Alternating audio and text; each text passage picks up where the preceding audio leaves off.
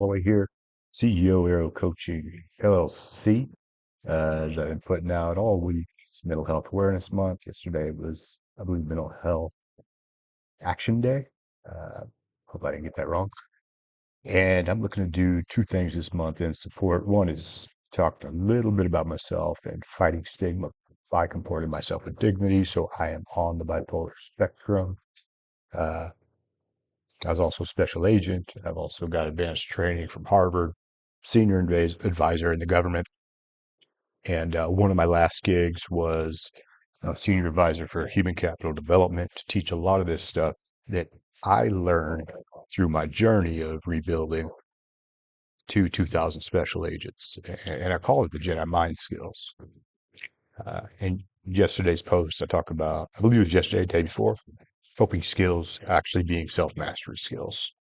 Now, one way I want to fight the stigma that you may have about yourself or others out there may have misperceptions is to talk about a little bit about a book I want to introduce you to called A First Rate Madness.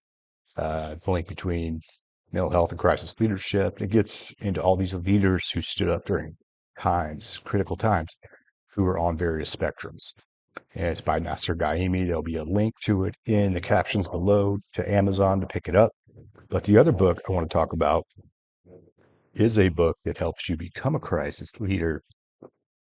It's not a mental health book, but there is the element of the leader as a person. And when a situation occurs, one of the major tenets is first you have to lead yourself. So you as the person, and then there is addressing the situation itself. There's a model for that. But talking about that leader as a person, man, a lot of it is being healthy, being prepared mentally, physically, for when things kick off. I call it operational readiness. And a good book to read that hits on it. It comes from the National Preparedness Leadership Initiative, where I got my crisis leadership training. And it's this one right here. You're it, crisis change and how to lead when it matters most. And it's by Leonard Marcus, Eric McNulty, Joseph Henderson, and Barry Dorn. All guys that work for Harvard. One of them actually wanted to do a little work with me after I took the course. But what's great about this book is it'll give you tools, it'll give you insights, but it'll also maybe give you some hope and some ways to apply productively and financially the stuff that you learned on your journey. So I hope you check it out. You're it.